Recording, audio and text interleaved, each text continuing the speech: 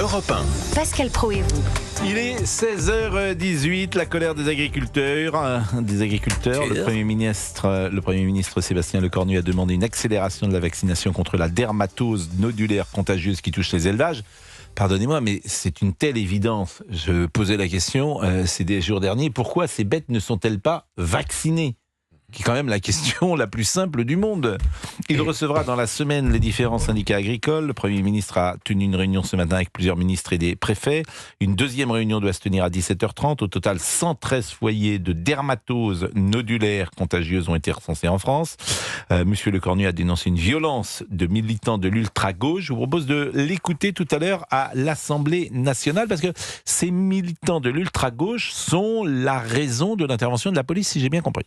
J'aimerais revenir sur les images de la semaine dernière, monsieur le ministre.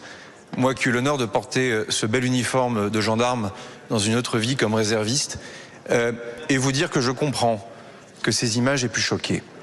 Je comprends qu'elles aient pu choquer déjà parce qu'un certain nombre de contre-vérités ont pu circuler, notamment sur l'utilisation de projectiles depuis cet hélicoptère de gendarmerie. Depuis, le ministre de l'Intérieur y est revenu et cette information est fausse, mais le mal est fait. Cette information s'est propagée. Je pense aussi que ces images ont pu choquer tout simplement parce qu'elles étaient choquantes et qu'un amalgame est en train d'être fait entre les éleveurs de France et 40 à 50 militants de l'ultra-gauche qui sont venus s'immiscer au milieu des éleveurs, des vétérinaires, des manifestants avec des cocktails Molotov et des armes par destination. Et que, de fait, entretenir cette confusion entre les éleveurs qui peuvent légitimement et démocratiquement contester les décisions qui sont prises, mais qui n'ont rien à voir avec ces militants de l'ultra-gauche que vous devez dénoncer, mesdames et messieurs, députés de la France insoumise. Il n'y a pas de place pour cette violence. Et je tiens à saluer le courage des gendarmes, militaires de la gendarmerie, dont 3 ont été blessés, et un manifestant éleveur qui lui aussi a été blessé par une grenade agricole.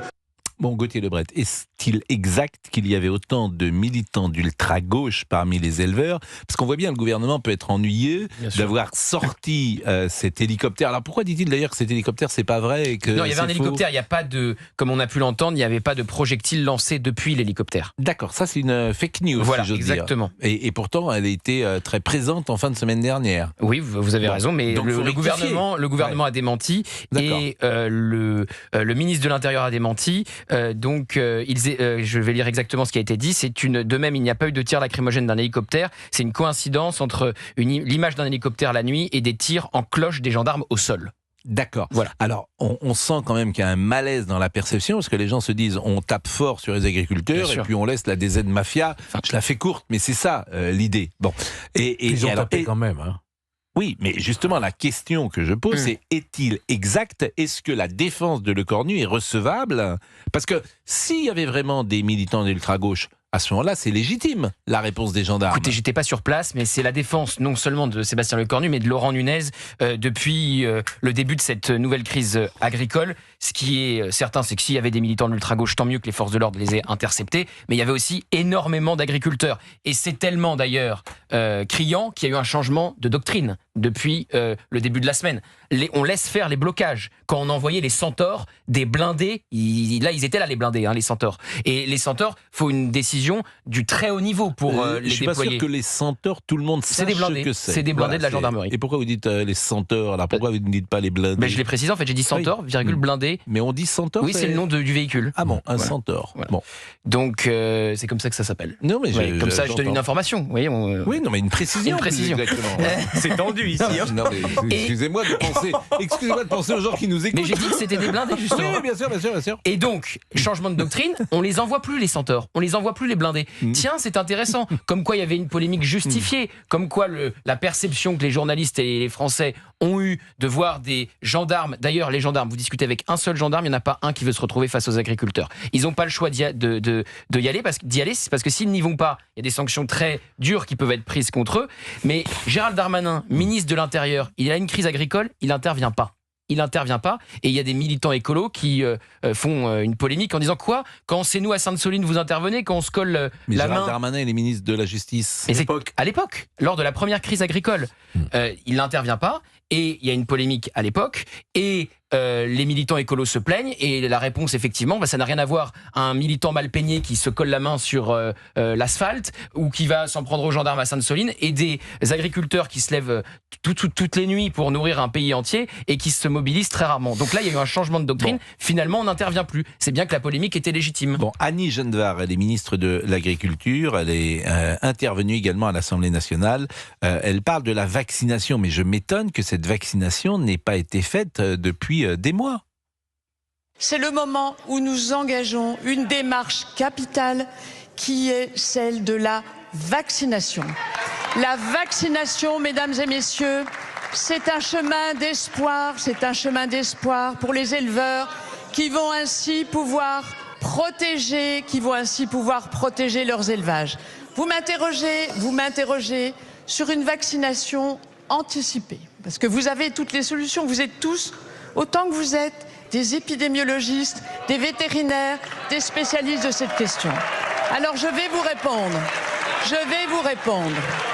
La vaccination s'est concentrée sur les secteurs qui étaient infectés par la maladie, et c'est bien ainsi qu'il faut procéder. Madame la ministre. Okay. Alors, j'entends ce que dit Madame Genevard, mais on m'a expliqué que les bêtes ne pouvaient pas être vaccinées parce que si elles étaient vaccinées, on perdait une norme qu'imposait l'Union européenne.